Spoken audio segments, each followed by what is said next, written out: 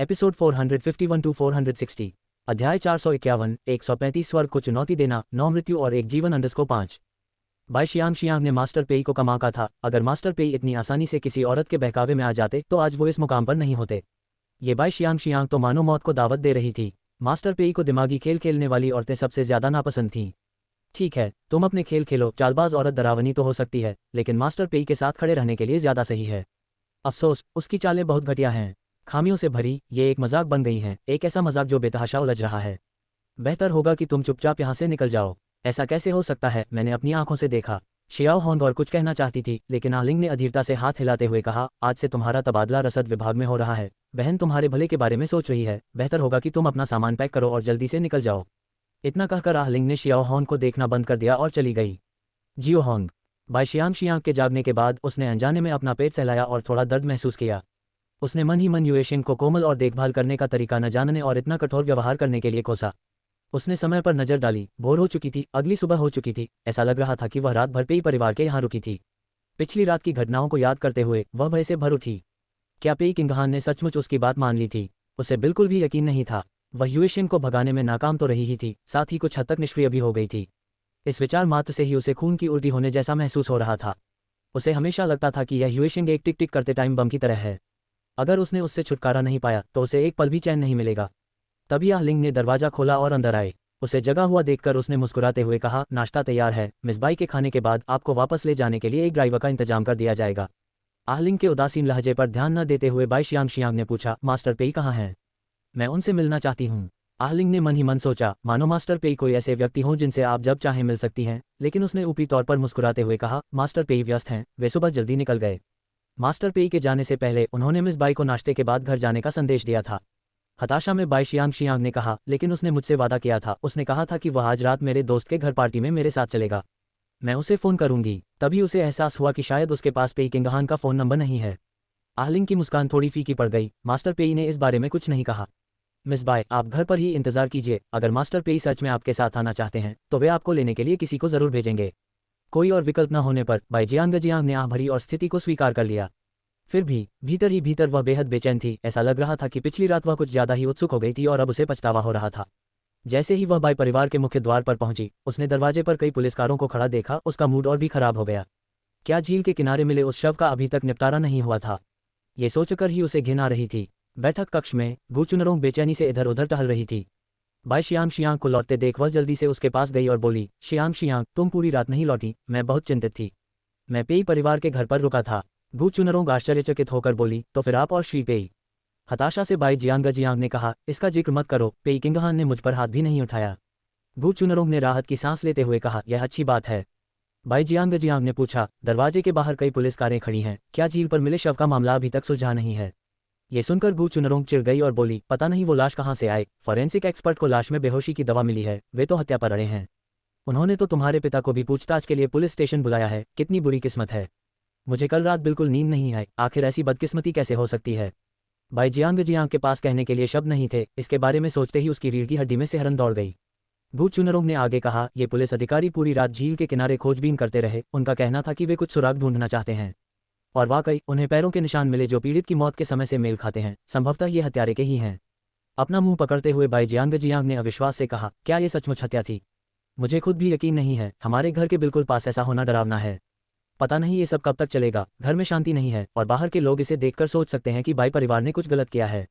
क्या आप श्री पेई से मदद मांग सकते हैं? उनसे कहिए कि इन पुलिस वालों को यहाँ से भेज दें। हताशा से बाई शियांग ने कहा, श्री पेई और पुलिस स्वाभाविक शत्रु हैं। आप श्री पेई से पुलिस से निपटने के लिए क्यों कहेंगे? क्या इससे श्री पेई को नुकसान नहीं होगा? अपना माथा पीटते हुए गु चुनरोंग ने कहा, मुझे देखो, मैं घबराहट में पूरी तरह से भ्रमित हो रही हूँ। चिड़चिड़ापन महसूस करते हुए बाई जियांग ने अपनी कनपटी रगड़ी और ऊपर जाने के लिए खड़ी हो गई। मैं थोड़ी देर आराम करने जा रही हूँ। मुझे आज रात लिन परिवार की पार्टी में भी जाना है। बाई शियांग के बिस्तर पर लेटते ही गु चुनरोंग ने उसके दरवाजे पर दस्तक दी और कहा कि पुलिस उससे मिलना चाहती है। गाली देते हुए बाई शियांग ने कहा, मैंने किसी को नहीं मारा। ये पुलिस वाले मुझे क्यों देखें? मैं इन्हें नहीं देखूंगी। इन्हें कह दो कि चले जाएं। उसका मिजाज पहले से ही खराब था और ये पुलिस वाले उसके रास्ते में आकर उसे और बिगाड़ रहे थे। अध्याय 452, 135 स्वर्ग की इच्छा के विरुद्ध 9 मृत्यु और एक जीवन अंडरस्कोर 6। दरवाजे के बाहर 30 वर्ष की एक महिला पुलिस अधिकारी ने अपना बैज निकाला और सख्ती से बोली, सुश्री बाई, हुआ देश की नागरिक होने के नाते जांच और साक्ष्य जुटाने में पुलिस की सहायता करना आपका कर्तव्य है। बाई जियांग ने चुपचाप अपने दांत पीसे और बिस्तर से रेंगकर बाहर निकली। पीड़ित की मौत को आधा महीना बीत चुका था और शव इतना सड़ चुका था कि पहचानना असंभव था। मृत्यु के समय के आधार पर ऐसा प्रतीत होता है कि यह बाई परिवार की दावत की रात थी। पुलिस ने गू चुनरोंग और बाई परिवार के अधिकांश नौकरों से पूछताछ की थी। उस रात कई मेहमान आए थे और सभी प्रभावशाली व्यक्ति थे, जिससे जांच काफी जटिल हो गई थी। पुलिस ने उससे पूछा कि उस रात वह किसके साथ थी और उसने कहा कि वह पेई किंगहान के साथ थी। दोनों अधिकारियों ने एक दूसरे को देखा क्योंकि वे उस नाम से परिचित थे। किस समय से किस समय तक और कहाँ? बाई शियांग ने आंखें घुमाते हुए कहा, हम प्रेम कर रहे थे। क्या मुझे आपको पोजीशन भी बतानी होगी? मिस बाई, महिला पुलिसकर्मी का चेहरा गंभीर हो गया। यह एक जीवन का मामला है, कृपया सम्मानपूर्वक व्यवहार करें। बाई शियांग का लहजा अधीर था। 7 से 8 बजे तक मैं श्री पेई के साथ अपने कमरे में थी और इस दौरान मैं कहीं और नहीं गई। क्या उस रात मिस बाई का सामना किसी संदिग्ध व्यक्ति या वस्तु से हुआ था? बाई शियांग की आंखों में एक चमक आए। उस रात मैंने जी यून्या को छुपकर काम करते देखा था। मुझे नहीं पता कि इसमें उसका कोई हाथ था या नहीं। जी यून्या? वो कौन है? हे, क्या तुमने अखबार नहीं पढ़े? वो मशहूर सोशलाइट वही है, यून ग्रुप की मालकिन। ठीक है, आपके सहयोग के लिए धन्यवाद मिस बाई। हम हर चीज़ की जांच और पुष्टि करेंगे। अगर भविष्य में हमें आपकी सहायता की आवश्यकता हो तो हम आशा करते हैं कि मिस बाई। अधिकारी के अपनी बात पूरी करने से पहले ही बाई शियांग ने उन्हें हाथ हिलाकर विदा कर दिया। पुलिस के जाने के बाद बाई शियांग ने व्यंग्य करते हुए सारा शक जी यून्या की ओर मोड़ दिया। वह कितनी चालाक थी। योजक चिन्ह योजक चिन्ह योजक चिन्ह योजक चिन्ह। यून परिवार के घर अप्रत्याशित मेहमान आए। 2 पुलिस अधिकारी। अंकल फैंग ने दोनों को चाय परोसते हुए कहा, श्रीमती थोड़ी देर में नीचे आ जाएंगी, कृपया एक पल प्रतीक्षा करें। अधिकारी साथियों। कुछ ही देर बाद सफ़ेद ब्लाउज और काली पेंसिल पैंट पहने एक लड़की नीचे आई और उसकी सुंदरता को देखकर दोनों अधिकारी क्षण भर के लिए स्तब्ध रह गए। वह सचमुच बहुत खूबसूरत थी। लड़की ने कोमल मुस्कान के साथ एक बेहद सुकून भरे भाव से कहा, क्या मैं पूछ सकती हूँ कि आप मुझसे मिलने यहाँ क्यों आए हैं? ये लड़की बेहद विनम्र और सुसंस्कृत प्रतीत होती थी और बाई शियांग की तुलना में वह सचमुच दिन और रात के अंतर जैसी थी। महिला अधिकारी ने तुरंत मुस्कुराते हुए कहा, चिंता मत कीजिए महोदया, हमें आपसे बस कुछ सवाल पूछने हैं और हमें उम्मीद है कि आप सहयोग करेंगी। लड़की मुस्कुराई और बोली, जरूर, मैं सच बताऊंगी। इस रवैये ने तुरंत ही उन दोनों अधिकारियों का दिल जीत लिया जो बाई जियांग द्वारा अपमानित महसूस कर रहे थे। पुलिस ने उससे लिन परिवार के भोज की रात की गतिविधियों के बारे में पूछताछ की। यूनिया ने सब कुछ सच सच बताया, जरा सी भी विसंगति नहीं दिखाई। पुलिस ने एक सवाल पूछा और उसने जवाब दे दिया। अंत में अधिकारी ने अपनी नोटबुक बंद करते हुए कहा, आपके सहयोग के लिए धन्यवाद मिस यून। एक आखिरी प्रश्न, क्या हम आपके पैरों के निशान ले सकते हैं? यूनिया मुस्कुराई और बोली, बिल्कुल। पुरुष अधिकारी ने तुरंत अपने औजार निकाले और यूनिया के पैरों के निशान इकट्ठा करना शुरू कर दिया।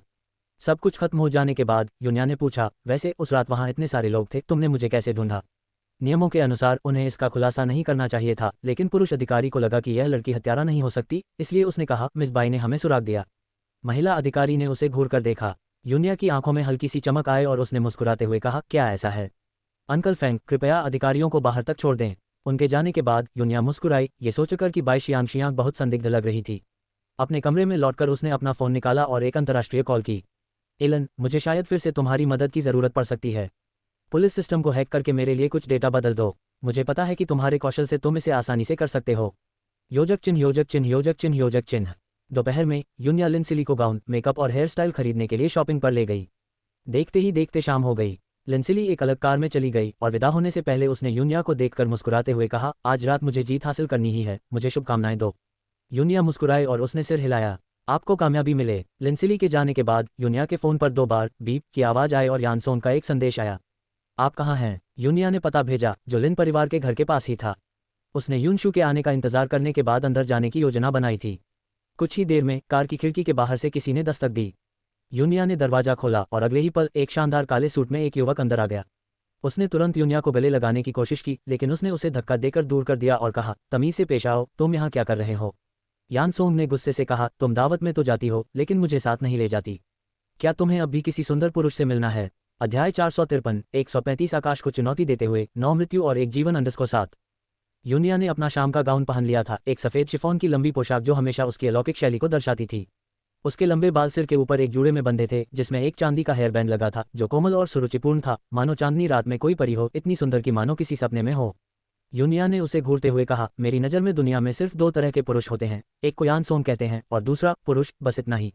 यानी उनकी नज़रों में यानसोंग अपने आप में एक अनोखा व्यक्ति था। ये शब्द यानसोंग को बहुत अच्छे लगे और वह खुद को रोक नहीं पाया और उसे गले लगा लिया। मेरी नज़र में दुनिया में सिर्फ 2 तरह की औरतें होती हैं, एक को जी यूनिया कहते हैं और दूसरी बस औरत।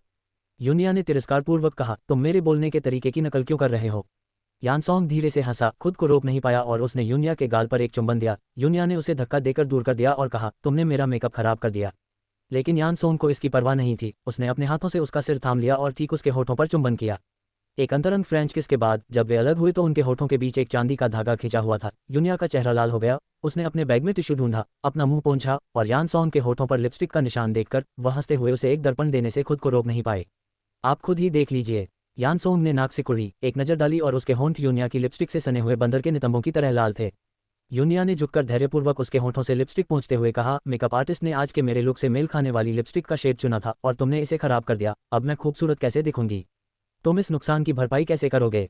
यान सोंग ने अपनी बाह उसकी कमर में लपेटकर उसे अपने करीब खींच लिया। उसकी निगाहें नीचे झुकी हुई थीं और वह उसके चेहरे को निहारते हुए बोला, मेरी नज़रों में तुम सबसे खूबसूरत हो। भला वो सारे भद्दे मेकअप और पाउडर तुम्हारे सामने क्या टिक सकते हैं? अपने होठों से लिपस्टिक के निशान पोंछने के बाद यूनिया ने अपने बैग से अपनी रोजाना वाली लिपस्टिक निकाली और उसके हाथ से दर्पण छीनते हुए कहा, चापलूसी करने वाले, मुझे इसी से काम चलाना पड़ेगा। ये लिपस्टिक रंग में हल्की थी और पिछली वाली जितनी अच्छी नहीं लग रही थी, जो कि परफेक्शनिस्ट यूनिया को बिल्कुल पसंद नहीं आई। ये सब तुम्हारी गलती है। यान सोंग ने उसे अपनी बाहों में भर लिया और कहा, तुम किसके लिए इतना सुंदर सज धज कर तैयार हो रही हो? क्या इतना काफ़ी नहीं है कि इसे सिर्फ मैं ही देखूं? वैसे भी मुझे लगता है कि यह पहले वाले से ज़्यादा अच्छा लग रहा है। यूनिया ने कई बार आईने में खुद को देखा और धीरे धीरे उसे अपना रूप पसंद आने लगा। उसने ज़्यादा सोचे बिना इसे जाने दिया और फिर पूछा, आप यहाँ कैसे आए? क्या ऐसा हो सकता है कि अंकल यान और आंटी जुआंग भी लिन परिवार के भोज में शामिल होने आए हों? अंकल यान और आंटी जुआंग की सामाजिक स्थिति को देखते हुए लिन परिवार को उन्हें इतनी आसानी से आमंत्रित नहीं करना चाहिए था। यान सोंग ने भौहें चढ़ाते हुए कहा, वे नहीं आएंगे, वे घर पर आराम करने में व्यस्त हैं। यूनिया का चेहरा शर्म से लाल हो गया। भला भाई यान अपने माता पिता को इस तरह कैसे चिढ़ा सकता है? तो फिर आपका क्या ख्याल है? यान सोंग ने उसका हाथ पकड़कर उसके हाथ के पिछले हिस्से को हल्के से चूमा और कहा, मैं यहाँ आपके साथ आया हूँ। यूनिया ने भौहें चढ़ाते हुए कहा, यह ठीक नहीं है। अगर ऐसा ही चलता रहा तो सबको पता चल जाएगा और देर सवेर यह बात आंटी जुआंग के कानों तक पहुंच जाएगी। यान सोंग की आंखें गुस्से से लाल हो गईं और उसने जबरदस्ती यूनिया की ठोड़ी को ऊपर उठाया, जिससे उसने अपना सिर ऊपर उठाया और ठंडे स्वर में कहा, क्या मैं कोई ऐसा व्यक्ति हूं जिस पर शर्म महसूस करनी चाहिए? यूनिया ने आह भरी और उसकी गर्दन को गले लगाते हुए कहा, भाई यान, तुम हमेशा बिना किसी चिंता के अपनी मनमानी करते हो, लेकिन क्या तुमने कभी मेरे बारे में सोचा है? अगर आंटी जून को हमारे बारे में पता चल गया तो वो क्या सोचेंगी? मैं उनका भरोसा नहीं खोना चाहती। बेहतर यही होगा कि हम बड़े होने तक इंतजार करें और फिर इस बात को सार्वजनिक करें। यान सोंग ने तो बस यूं ही एक बात कह दी थी, लेकिन उसे इतना आगे की सोचते हुए देखकर उसका दिल प्यार से भर गया और उसने उसे और कसकर गले लगा लिया। उसके कान में फुसफुसाते हुए कहा, तुम हर समय किस बात से अपना दिमाग खपा रही हो? मैं तुमसे प्यार करता हूं और तुम्हारे साथ रहना चाहता हूं। मेरी माँ का इससे क्या लेना देना? और अगर मेरी माँ कभी तुम्हें परेशान करने की हिम्मत करे तो हम घर छोड़कर चले जाएंगे। हमें उनके साथ रहने की जरूरत नहीं है। मैं तुम्हें ये सब सहने नहीं दूंगा। यूनिया के मन में गर्मजोशी भरी भावनाएं उमड़ आईं, ये सोचकर कि भाई यान ने सास बहू के संभावित झगड़ों के बारे में भी सोचा होगा। फिर एक विचार मन में आया और उसने संकोच से पूछा, भाई यान, क्या आप भविष्य में मुझसे शादी करेंगे? यान सोंग ने यूनिया के सुडौल नितंबों पर हल्के से थप्पड़ मारा, जिससे यूनिया अनायास ही कांप उठी। महान नेता ने हमें सिखाया है कि विवाह के उद्देश्य से न किया गया कोई भी प्रेम गुंडागर्दी है और मैं एक सज्जन व्यक्ति हूँ। क्या तुम्हें लगा कि तुम बस इश्कबाजी करके भाग जाओगी? यूनिया ने उसे और कसकर गले लगाया और कहा, नहीं, मैं तुमसे शादी करना चाहती हूँ। यान सोंग ने अपने होठों को ऊपर की ओर मोड़ते हुए कहा, बस ये सुनिश्चित कर लेना कि हमारी होने वाली बेटी तुम्हारे जैसी न हो। एक को तो मैं बर्दाश्त कर सकता हूँ, लेकिन दो को संभालना बहुत मुश्किल होगा। अध्याय 454 135 आकाश को चुनौती देते हुए 9 मृत्यु और एक जीवन _8। यूनिया का दिल अचानक दुख से भर गया और उसने अपनी आंखें बंद कर लीं और खुद को रोक नहीं पाए और अपनी गर्दन को कसकर गले लगा लिया। भाईयान, क्या आपको सचमुच बच्चे पसंद हैं? बच्चे शोर मचाते हैं और परेशानी पैदा करते हैं, लेकिन अगर वे तुम्हारे हैं तो मुझे पूरी फुटबॉल टीम से कोई आपत्ति नहीं होगी। उसकी आवाज़ में खुशी झलक रही थी, फिर भी उसने यूनिया के दिल को गहराई से छू लिया। यान सोंग ने देखा कि वह अचानक चुप हो गई है और खुद को रोक नहीं पाए और पूछा, क्या हुआ? भाईयान, अगर भविष्य में मुझे संतान न हो तो क्या होगा? उसकी आवाज़ इतनी धीमी थी मानो वह खुद से बुदबुदा रही हो, लेकिन हर शब्द बिना रुके यान सोंग के कानों तक पहुंच गया। यान सोंग ने अनजाने में भौहें चढ़ाते हुए कहा, तुम्हारे बच्चे कैसे नहीं हो सकते? तुम किस बारे में बात कर रही हो? यूनिया का दिल बुरी तरह दुख रहा था। उसने अपनी आंखों में झलकती कड़वाहट को रोकते हुए कहा, लेकिन अगर वो दिन आ जाए, अगर मैं बच्चे पैदा न कर पाऊं, तो क्या तुम मुझसे नफरत करोगे? यान सोंग को उसकी आवाज़ में कुछ गड़बड़ महसूस हुई। उसने उसे अपने आलिंगन से अलग किया और उसे रोते हुए देखकर घबरा गया। उसके आंसू पोंछते हुए उसने उसे समझाया, अगर तुम उन्हें नहीं रख सकती तो नहीं रख सकती। मुझे वैसे भी बच्चे पसंद नहीं हैं, वे सिर्फ मुसीबतें खड़ी करते हैं। वैसे भी चिकित्सा विज्ञान अब इतना उन्नत हो गया है, IVF इन विट्रो फर्टिलाइजेशन जैसी तकनीकें मौजूद हैं। यूनिया को समझ नहीं आ रहा था कि वह ईमानदारी से बोल रहा है या सिर्फ उसे दिलासा देने की कोशिश कर रहा है। उसे नहीं पता था कि वास्तविकता का सामना करने पर वह क्या फैसला करेगा। अब उसका दिमाग पूरी तरह से उलझन में था। इसके अलावा उसे चिकित्सीय प्रजनन विधियों से घृणा थी, बल्कि वह उनसे बेहद नफरत करती थी। वह केवल प्राकृतिक गर्भाधान चाहती थी। 10 महीने की गर्भावस्था के दौरान प्यार के लिए एक बच्चे को जन्म देना चाहती थी और अपने प्यार के फल को जन्म देना चाहती थी। लेकिन क्यों आसमान को उसके प्रति इतना क्रूर क्यों होना चाहिए? युनिया अपने आंसू नहीं रोक पाए और वे उसके चेहरे पर बहने लगे। हाँ, वह और म्याओ म्याओ दोनों ही ईश्वर की देन थीं। मैरी ने कहा था कि उसका इस तरह बड़ा होना अपने आप में एक चमत्कार है। इस कमी से उसे ज़्यादा फर्क नहीं पड़ना चाहिए, उसे सकारात्मक सोच रखनी चाहिए।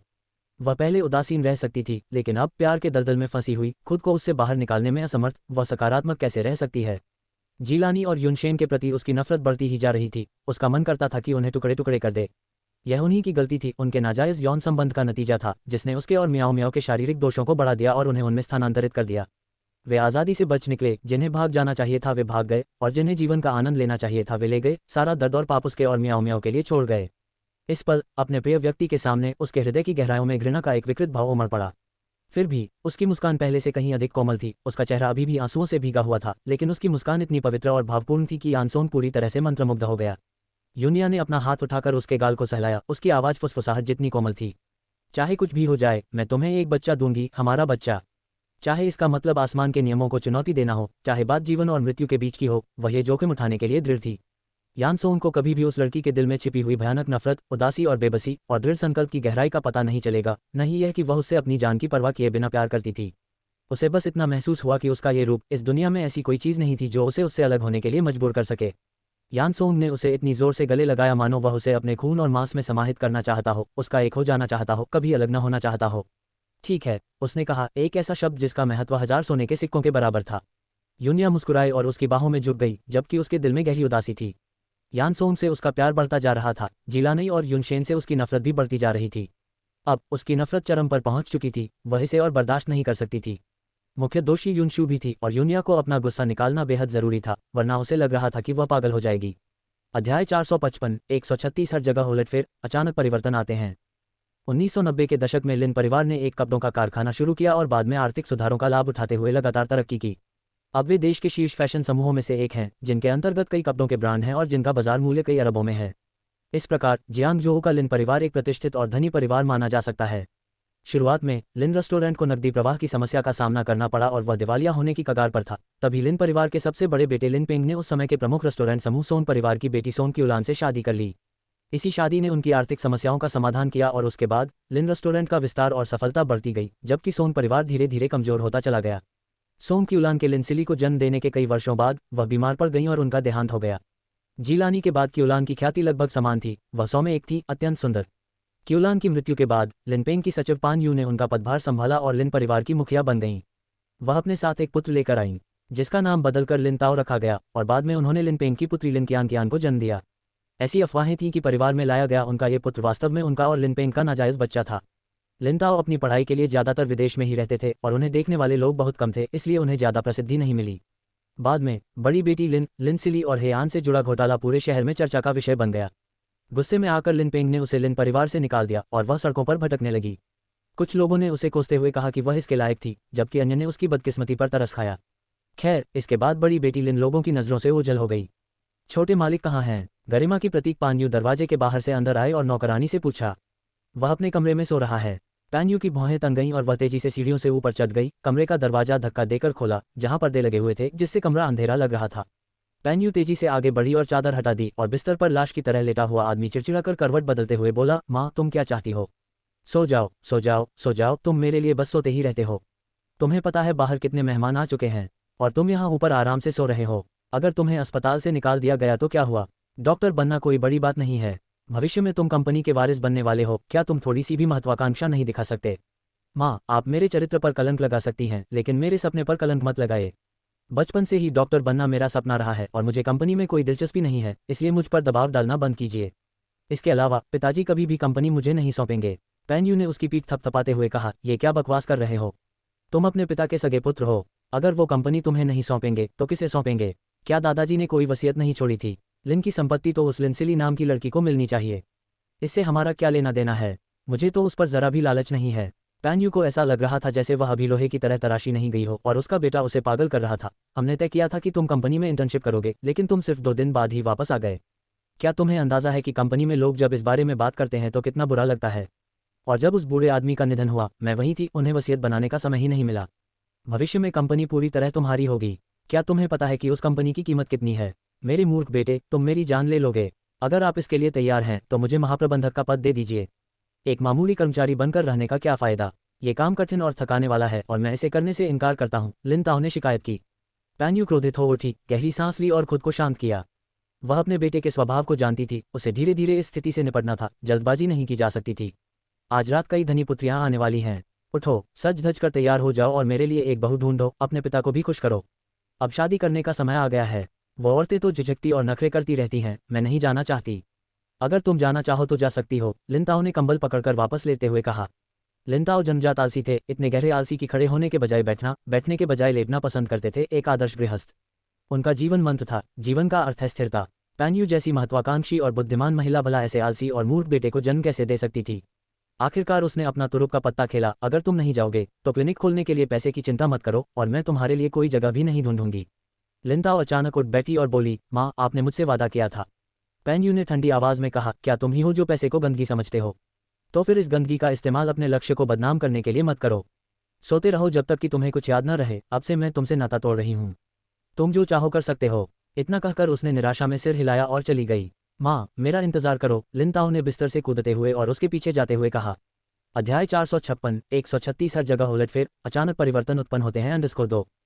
आज रात जियांगजोऊ में आयोजित भोज में लगभग सभी गणमान्य व्यक्ति उपस्थित थे। लिन परिवार की सबसे छोटी बेटी के रूप में लिन सिली के वयस्क होने का समारोह निश्चित रूप से भव्य होना ही था। शानदार रोशनी से जगमगाते आलीशान और सुरुचिपूर्ण भोज कक्ष को देखकर लिन सिली खुद को उपहास करने से रोक नहीं पाए। अगर उसकी मां के परिवार से मिले करोड़ों रुपये के दहेज न होते तो लिन का परिवार इस संकट से कैसे उबर पाता? वह तो बहुत पहले ही दिवालिया हो गया होता। ये भी उस समझौते का हिस्सा था जिस पर बूढ़े मास्टर लिन ने सोन परिवार के साथ हस्ताक्षर किए थे, जिसमें यह शर्त थी कि लिन परिवार की सारी संपत्ति सोन की उलान के बच्चों को विरासत में मिलेगी। बेशक बूढ़े मास्टर लिन ने बिना किसी हिचकिचाहट के इस पर सहमति दे दी थी, लेकिन बाद में क्या हुआ? निर्दयी और चंचल स्वभाव के लिन पेंग ने अपनी सेक्रेटरी के साथ संबंध बना लिया और एक नाजायज बच्चा भी पैदा कर लिया। मां की मृत्यु बीमारी से नहीं हुई, बल्कि उन दोनों ने मिलकर उसकी हत्या कर दी और अब वे सिली को नुकसान पहुंचाने की कोशिश कर रहे थे। ये सब कुछ उसका होना चाहिए था। अपनी मुट्ठियों को कसकर भींचते हुए लिन सिली ने गहरी सांस ली और सोचा कि एक दिन वह अपनी हर चीज़ वापस हासिल कर लेगी। तभी खूबसूरत शाम की पोशाक पहने लिन कियान, पान यू और लिन पेंग के साथ सीढ़ियों से नीचे उतरी। उनके पीछे सुस्त मुद्रा में लिन ताओ भी थे। चारों सदस्यों का ये प्यारा और आनंदमय परिवार वहां मौजूद सभी लोगों की ईर्ष्यालु और बधाई भरी निगाहों में डूबा हुआ था। उसके नाखून उसकी हथेलियों में जोर से गड़े हुए थे। लिन सिली ने चुपके से अपने दांत भींचे और एक बनावटी मुस्कान बिखेरते हुए भीड़ को चीरते हुए आगे बढ़ी। बहन, जन्मदिन की बहुत बहुत शुभकामनाएं। एक्वा रंग के ट्यूब टॉप गाउन में सजी वह लड़की कोमल और सुरुचिपूर्ण थी, सौम्य और भावपूर्ण थी, पानी की तरह जो किसी के दिल और फेफड़ों में समा जाती है। उसके आने को पहचानते ही लिन कियान की आंखें चौड़ी हो गईं, मानो उसे विश्वास ही न हो रहा हो। वह यहाँ कैसे प्रकट हो सकती है? पैन यू ने चुपके से उसे चुटकी काटी, ये संकेत देते हुए कि वह अपना संयम न खोए। लिन कियान ने अचानक प्रतिक्रिया दी, उपहास करते हुए कहा, बहन, अगर मुझे सही याद है तो पिताजी ने तुम्हें घर से निकाल दिया था। मैं, लिन कियान, तुम्हारे जैसी बेशर्म बहन नहीं रखती। उसके शब्दों में व्याप्त उग्रता से यह आभास होता था कि वह अत्यंत पवित्र थी। लिन सिली ने ठंडे भाव से अपने होंठ दबाए हुए लिन पेंग की ओर देखा और धड़ाम से घुटने टेक दिए, जिससे सभी चौंक गए। पिताजी, मुझे पता है मैंने गलती की है। मैं आपसे विनती करती हूँ कि मुझे घर वापस आने का एक और मौका दीजिए। मुझे आपकी, माँ की, मेरे भाई की और मेरी बहन की बहुत याद आती है। मैंने हमेशा वापस आने का सपना देखा है। कृपया मुझे एक और मौका दीजिए। लड़की की दुर्बल और आश्रित अवस्था अत्यंत दयनीय थी। वास्तव में एक कलंकित युवती पहले से ही बदकिस्मत थी और लिन पेंग ने उसे घर से निकालकर जले पर नमक छिड़का था, मानो उसे एक तरह से असंभव की ओर धकेल दिया हो, है ना? माँ, कृपया पापा को मना लीजिए। वो हमेशा आपकी बात सबसे ज्यादा सुनते हैं। कृपया मेरे लिए प्रार्थना कीजिए, मैं सचमुच घर वापस जाना चाहता हूँ।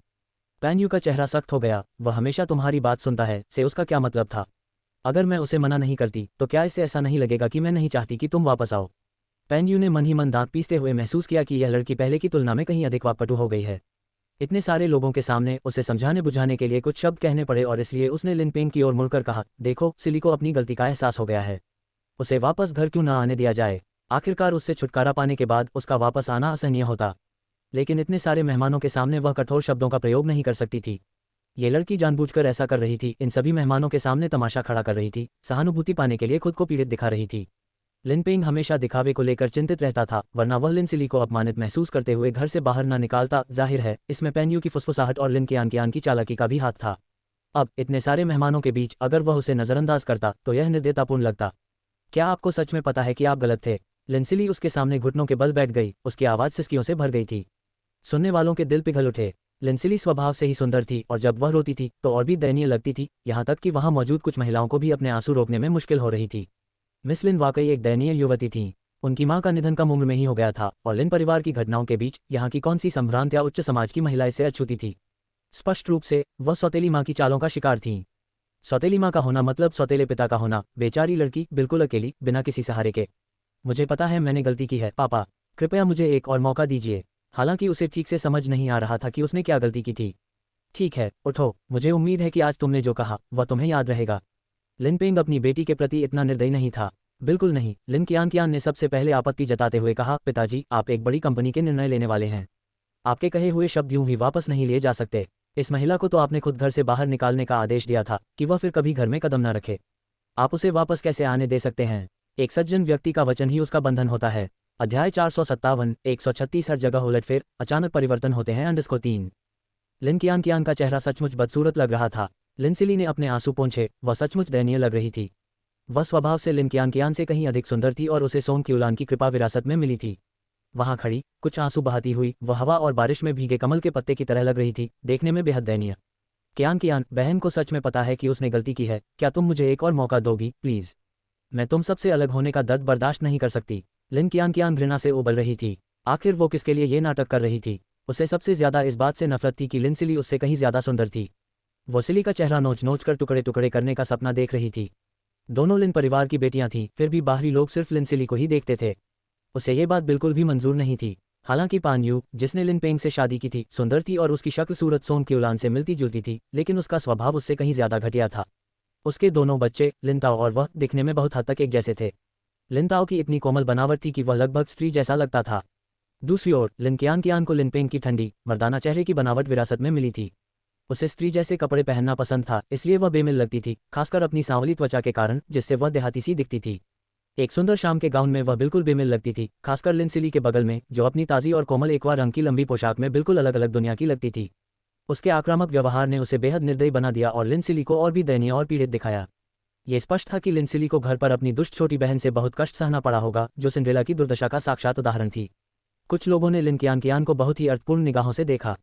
लिनसिली ने मन ही मन खुद पर उपहास करते हुए सोचा, लिन कियान कितनी मूर्ख थी, और वह कितनी मूर्ख थी कि इतनी आसानी से उनके बहकावे में आ गई। लेकिन हालांकि लिन कियान गूंगी थी, उसकी माँ बहुत चतुर थी जो उसके लिए सब कुछ व्यवस्थित कर देती थी। यकीन से पैन यू ने तुरंत लिन कियान को एक तरफ खींचा, उसे एक नज़र से देखा और लिनसिली को उठाने में मदद करने के लिए आगे बढ़ी। तुम्हारी बहन का कोई बुरा इरादा नहीं था, तुम जानती हो कि वह कैसी है, जुबान से तेज लेकिन दिल से नर्म। जब तुम घर से निकली तो वह सबसे ज्यादा चिंतित थी। वह इतनी निराश थी कि उसने तुमसे इतने कठोर शब्द कहे। तुम दोनों बहनें पहले बहुत करीब थीं, इस गलतफहमी को अपने बीच दरार का कारण मत बनने दो। लिन कियान ने अपना मुंह खोला, लेकिन पैन यू की चेतावनी भरी निगाहों के सामने उसने अनिच्छा से अपना मुंह बंद कर लिया। पैन यू ने स्नेही माँ का मुखौटा पहनकर उसका हाथ थामते हुए कहा, मेरी प्यारी बच्ची, तुमने पिछले कुछ दिनों में बहुत कष्ट सहा है। आज से तुम घर वापस आ जाओगी। लिनसिली रोते हुए अपनी माँ की बाहों में गिर पड़ी और बोली, माँ। पैन यू की निगाह उपस्थित मेहमानों पर पड़ी। अपनी गलतियों को पहचानना और उन्हें सुधारना सबसे बड़ा सद्गुण है। आज से सिली एक बार फिर हमारे लिन परिवार की युवा स्वामिनी है। ऐसे प्रभावशाली शब्द, अपनी गलतियों को जानना और उन्हें सुधारना सबसे बड़ा सद्गुण है, स्पष्ट रूप से सबको बता रहे थे कि लिनसिली ने वास्तव में गलती की थी। लिनसिली की आंखों में एक पल के लिए शीतलता झलक उठी। जरा रुको, उसे जो भी दुख और पीड़ा सहनी पड़ी थी, उसका 10 गुना 100 गुना बदला लिया जाएगा। उसके पीछे लिनताओ ने अपनी भौहें थोड़ी सिकुड़ी। उसकी निगाहें लिनसिली पर टिकी हुई थीं और वह सोच में डूबा हुआ था। लिनसिली की निगाहें उससे मिली और उसने उसे एक अप्रत्यक्ष मुस्कान दी। लिनताओ को उसने पहली बार देखा था। वह इतने सालों से विदेश में चिकित्सा की पढ़ाई कर रहा था और हाल ही में देश लौटा था। नामात्र का ये बड़ा भाई भले ही आलसी हो, लेकिन वह लिन की संपत्ति हड़पने के लिए पैन यू का एक मोहरा था, एक ऐसा मोहरा जिसका इस्तेमाल किया जा सकता था। लिनसिली ने पहले से ही योजना बना रखी थी। लिन कियान का वयस्कता समारोह पूरी तरह से लिनसिली के लिए चमकने का मंच बन गया था, जिससे लिन कियान को अंदर से बेचैनी हो रही थी। और फिर भी पैन यू की धमकी भरी निगाहों के नीचे वह एक शब्द भी कहने की हिम्मत नहीं कर पा रही थी, मानो उसका दम घुट रहा हो। यूनिया और यानसोंग चुपचाप भोज कक्ष में दाखिल हुए और मुस्कुराते हुए वहां हो रहे दृश्य को देखने लगे। उसने यूनशु, कांग जिनिक्सियन और हेयान को देखा। हेयान कुछ शर्मिंदा सा लग रहा था, मानो वह जाना चाहता हो, लेकिन जिनिक्सियन ने उसका हाथ थाम लिया और उसकी मुस्कान में एक खास भाव था। आशियान, ज्यादा मत सोचो, मेरे और उसके बीच कुछ भी नहीं है, हेयान ने कहा। उसे खुद पर बहुत बुरा लग रहा था। शुरुआत में लिन कियान ने उसे बहला फुसलाकर एक बार में बुलाया, उसे शराब पिलाई और लिनसिली के साथ सोने की कोशिश की। वह उस लड़की के इरादों को अच्छी तरह समझ चुका था और लिनसिली की खूबसूरती देखकर उसने सोचा कि सब कुछ हल्के में ले लेगा।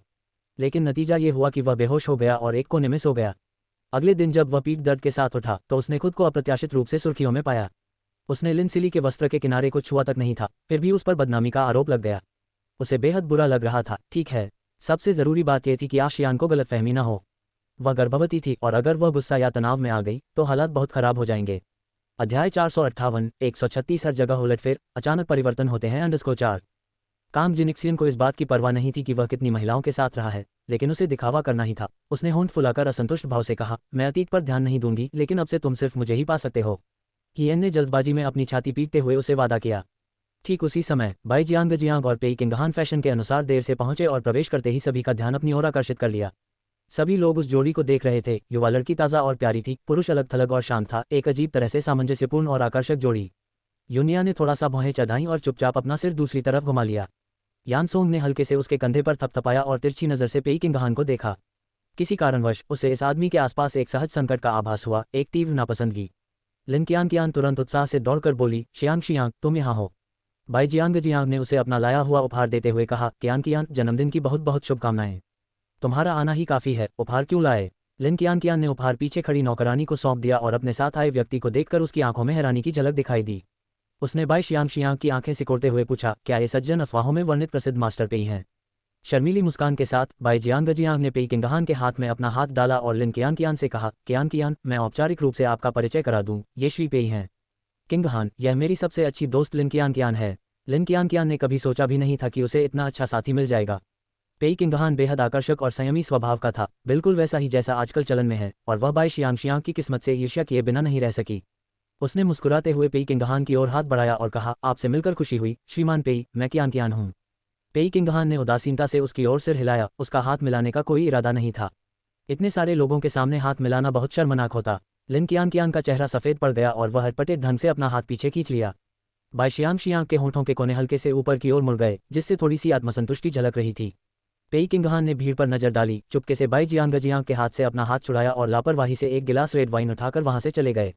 बाई जियांग उनके पीछे जाने ही वाली थी कि लिन कियान ने उसे रोक लिया और कहा, तुम्हें देखे हुए बहुत समय हो गया है, मुझे तुमसे बहुत कुछ कहना है, चलो कहीं बैठकर बातें करते हैं। पेई किंगहान को अकेले छोड़ने को लेकर चिंतित बाई जियांग ने ये पूछे बिना नहीं रह सकी, क्या जी यूनिया आई थी? लिन कियान ने भौहें चढ़ाते हुए पूछा, जी यूनिया कौन है? यून परिवार की सबसे बड़ी बेटी, क्या वह आज यहाँ मौजूद हैं? ओह, तुम्हारा मतलब उस नंबर 1 सोशलाइट से है। लिन कियान ने उत्सुकता से उसकी ओर देखा, तुम्हें उससे क्या चाहिए? बाई शियांग ने अपने होंठ सिकोड़ते हुए कहा, मेरी चाची उसके काफ़ी करीब हैं और उन्होंने मुझे उसका अच्छे से ख्याल रखने का निर्देश दिया है। ज़्यादा सोचे बिना लिन कियान ने कहा, उसके जैसी कोई तो शान से ही आएगी, इस डर से कि कहीं कोई उसे पहचान ना पाए। काफ़ी देर हो चुकी है, मुझे नहीं लगता कि वह आएगी।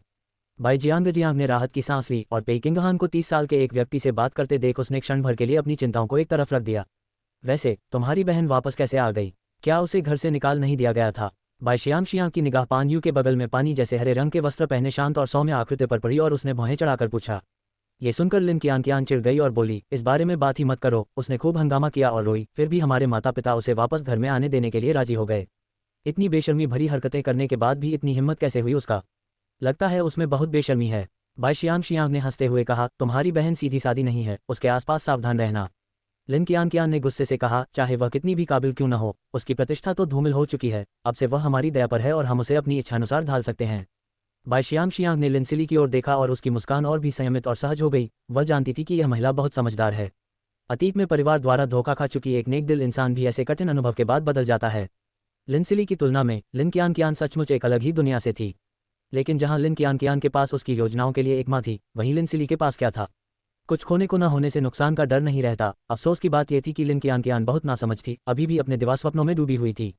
बाई जियांग उसे कुछ सलाह देने पर विचार कर रही थी, लेकिन लिन कियान के आत्मधर्मी रवैये को देखकर उसने बोलने की जहमत नहीं उठाई और सोचा कि अब उसे सबक सिखाने का समय आ गया है। उसी क्षण एक साफ सुथरे सूट में एक आदमी अंदर आया। उसकी निगाहें पूरे कमरे में घूम गईं, मानो घंटी बज रही हो और सबका ध्यान अपनी ओर खींच रही हो। क्या मैं ये पूछ सकता हूँ कि आप में से मिस लिनसिली कौन है? लिनसिली ने पलकें झपकाईं, फिर तेजी से आगे बढ़ी। वो मैं ही होऊंगा। उस व्यक्ति में एक कुलीनता का भाव झलक रहा था। उसने एक काला ब्रीफकेस पकड़ रखा था, अपने काले फ्रेम वाले चश्मे को ऊपर किया और लिनसिली की ओर अपना हाथ बढ़ाया। अध्याय 459 136 हर जगह उलटफेर, अचानक परिवर्तन होते हैं। _5 सुश्री लिन, नमस्कार। मैं हीमिंग लॉ फर्म से वकील जियांग हुईमिंग हूँ। मैं आज श्री लिन हाई द्वारा छोड़ी गई वसीयत की घोषणा करने आया हूँ। उनके निर्देशों के अनुसार लिन हाई स्वर्गीय ओल्ड मास्टर लिन थे, जो लिनपेंग के पिता और लिनसिली के दादा थे। एक वाक्य ने हंगामा खड़ा कर दिया। लिन हाई का निधन 1 साल पहले हो गया था और अप्रत्याशित रूप से उन्होंने एक वसीयत छोड़ी थी। लिनपेंग की निगाहें गुस्से से भर उठीं और वह तेजी से आगे बढ़ा। पैन्यू का चेहरा मिट्टी के बर्तन की तली की तरह काला पड़ गया। उसे अंदाजा नहीं था कि बूढ़े लिन हाई ने वसीयत छोड़ी है। ऐसा लगता है कि उन्होंने ये सब पहले से ही तैयार कर रखा था। वसीयत में और क्या लिखा हो सकता है? उसमें तो सब कुछ सिली के नाम ही लिखा होगा। वह पूरी तरह से अचंभित रह गई। लिन ताओ ने बेपरवाही से अपने हाथों को जेब में डाले हुए चेहरे पर उदासीनता का भाव दिखाते हुए आगे कदम बढ़ाया। बाई शियांग ने उसे धक्का देते हुए कहा, क्या तुम जाकर सुनोगी नहीं? देखो तुम्हारे दादाजी ने तुम्हारे लिए कितनी संपत्ति छोड़ी है, तुम जल्द ही एक अमीर लड़की बनने वाली हो। लिन कियान ने सोचा, हालांकि दादाजी सिली के प्रति पक्षपाती थे, लेकिन वे उसके साथ भी अच्छा व्यवहार करते थे। विरासत में उसका भी हिस्सा जरूर होगा। आज इतने सारे मेहमानों की मौजूदगी में वसीयत का ऐलान करना उचित नहीं है। भोज समाप्त होने के बाद क्यों न हम सब बैठकर पुराने गुरु की वसीयत को ध्यान से सुने, पान यू ने सुझाव दिया। लिन पेंग भी यही सोच रहा था। वकील जियांग रोजाना कई मामलों को निपटाते हैं और उनका समय पैसों के हिसाब से कीमती है। उन्हें और इंतजार कराना ठीक नहीं होगा। वैसे भी वसीयत सुनाने में बस कुछ ही मिनट लगते हैं और मेहमानों को ज्यादा देर नहीं लगनी चाहिए। इससे हमारे लिए गवाह का काम भी हो जाएगा, यानी एक तीर से दो निशाने। माँ, आपका क्या ख्याल है? पेन यू ने चुपचाप अपने दांत पीसे। क्या ये लड़की जानबूझकर ऐसा कर रही थी? पेन यू का दिल जोर से धड़कने लगा। वह भी अभी लौटी थी और लौटते ही उसे वसीयत मिल गई। क्या ये सब उसी ने करवाया था? लेकिन ऐसा कैसे हो सकता है? अकेली और बेसहारा, बिना पैसे और बिना ताकत के वह ये सब कैसे कर सकती थी? या फिर यह पुराने मालिक की पहले से बनाई योजना थी? जैसे ही पेन्यू के दिमाग में तरह तरह के विचार उमड़ने लगे, वकील जियांग ने एक सीलबंद लिफाफा निकाला, सबके सामने मोम की सील खोली और उसमें से एक दस्तावेज निकाला। श्री लिन हाई के पास लिंग ग्रुप के 32% शेयर थे और उनकी संपत्ति, जिसमें अचल संपत्ति, बचत और प्राचीन सुलेख और चित्रों का संग्रह शामिल है, जिसका बाजार मूल्य 260 मिलियन है, जियांगजो जिनशुई जिला नोटरी कार्यालय में विधिवत प्रमाणित है और कानूनी रूप से मान्य है। अब हम इन संपत्तियों के वितरण की व्यवस्था करेंगे। वास्तव में 260 मिलियन की संपत्ति थी। पेन यू ने राहत की सांस ली। लिन पेंग ने अपनी मुठ्ठियां भींच लीं। लिन कियान के चेहरे पर घबराहट के भाव थे और लिन ताओ उदासीन प्रतीत हो रहा था। सिली शुरू से अंत तक हमेशा की तरह शांत रही। वकील जियांग हुईमिंग का स्वर स्थिर था। उन्होंने बिना रुके वसीयत पढ़ी, जिससे श्रोताओं की निगाहें सिली की ओर मुड़ गईं और वे सब स्तब्ध रह गए। कुछ क्षण पहले वह एक परित्यक्त बच्ची थी जिसके पास कुछ भी नहीं था, अब वह एक धनी उत्तराधिकारी बन चुकी थी। जीवन सचमुच उतार चढ़ावों से भरा है। वकील जियांग ने दस्तावेज बंद किया और सिली की ओर मुस्कुराते हुए कहा, सुश्री लिन, जब आपके पास समय हो तो कृपया वसीयत से संबंधित आगे की प्रक्रियाओं को पूरा करने के लिए लॉ फर्म में आएं।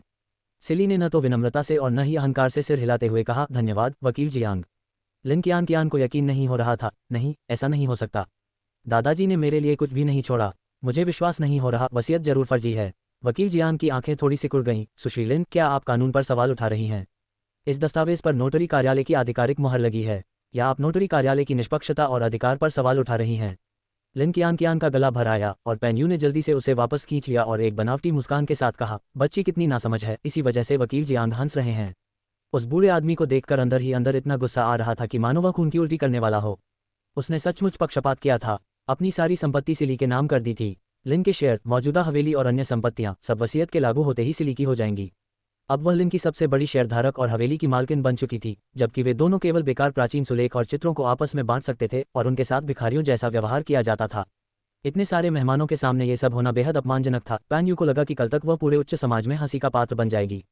सिली के चेहरे पर एक सौम्य मुस्कान थी। उसका व्यवहार शांत और संयमित था। भले ही उसके आसपास के लोग उसे ईर्ष्यालु या जलन भरी निगाहों से देख रहे थे, वह एक हल्के बादल या कोमल हवा की तरह शांत थी, जो कियान के उन्मत्त आक्रोश के बिल्कुल विपरीत थी। एक स्पष्ट जीत। लिन पेंग का चेहरा उदास था। पिता की मृत्यु के बाद उनकी सारी संपत्ति और हिस्सेदारी रुक गई थी और अब ऐसा लग रहा था कि सब कुछ इसी लड़की के हाथ में आ गया है। क्या अब उन्हें अपनी बेटी की मनमानी का पालन करना पड़ेगा? वकील जियांग के जाने के बाद सिली सीधी खड़ी हो गई और हल्की मुस्कान के साथ कमरे का जायजा लेते हुए बोली, आज कियान का वयस्कता समारोह है, इसलिए मैं मुख्य कार्यक्रम को फीका नहीं पड़ने दूंगी। आप सब आनंद लेते रहिए। उसकी उपस्थिति में सचमुच एक मेजबान का भाव झलक रहा था। अध्याय 460, 136 हर जगह उलटफेर, अचानक परिवर्तन होते हैं। 6। लिन कियान ने गुस्से से दांत भींच लिए। उसका मन कर रहा था कि वह आगे बढ़कर उसका चेहरा नोच नोच कर दे। भला किस हक से? निर्लज्ज दुष्ट, ये सब मेरा था, सब मेरा। बाई शियांग ने आश्चर्य से अपनी बाहें ऊपर उठाईं। उसे इस तरह की उम्मीद नहीं थी। इस लड़ाई के बाद लिन सिली पूरी तरह बदल गई थी और उसने अप्रत्याशित रूप से ऐसा दांव खेला जिससे उसके पैरों तले से जमीन खिसक गई। भोज कार्यक्रम पिछली प्रक्रिया के अनुसार जारी रहा, जिसमें लिन कियान के सहपाठियों द्वारा बनाया गया एक वीडियो प्रोजेक्टर पर चलाया जाना था ताकि उसके वयस्क होने का जश्न मनाया जा सके। फिर बत्तियां बुझा दी गईं, केक की गाड़ी अंदर लाई गई और उसने मोमबत्तियां बुझाते हुए एक मनोकामना मांगी। हालांकि लिन सिली के आगमन से भोज में बाधा उत्पन्न हुई थी, फिर भी कार्यवाही जारी रखनी पड़ी। प्रोजेक्टर ने दीवार पर चित्र प्रदर्शित किए और सभी मेहमानों का ध्यान उसी ओर आकर्षित हो गया। तस्वीर में एक भद्दा और जर्जर माहौल वाला बार दिखाई दे रहा है और सोफे पर कई लड़के लड़कियां एक लड़की को शराब पीने के लिए मनाने की कोशिश कर रहे हैं। लड़की कोमल और सौम्य लग रही थी। उसकी आभा शुद्ध थी, जो बार के माहौल से बिल्कुल मेल नहीं खा रही थी, जैसे कोई मासूम खरगोश गलती से भेड़िए की मांद में गिर गया हो, इतनी मासूम और दयनीय। सबकी आंखें हैरानी से चौड़ी हो गईं। क्या वह लड़की लिन सिली नहीं थी? लिन कियान का चेहरा पीला पड़ गया। इसे बंद करो, अभी बंद करो। लेकिन किसी ने उसकी बात नहीं सुनी। इसके बजाय सभी लोग बड़ी स्क्रीन देखने लगे। कियान, मैं यहाँ नहीं रहना चाहती, चलो वापस चलते हैं। लिंसिली ने अपने सबसे करीब खड़ी लड़की को खींच लिया। जिस लड़की की बात हो रही थी उसके बाल सुनहरे रंग से रंगे हुए थे। उसने पेट के नीचे पहनने वाली शर्ट और मिनी स्कर्ट पहनी हुई थी। उसका मेकअप गहरा स्मोकी था, लिपस्टिक गाढ़ी थी, उंगलियों पर चटक लाल रंग लगा हुआ था और उससे रात की औरत जैसी गंध आ रही थी।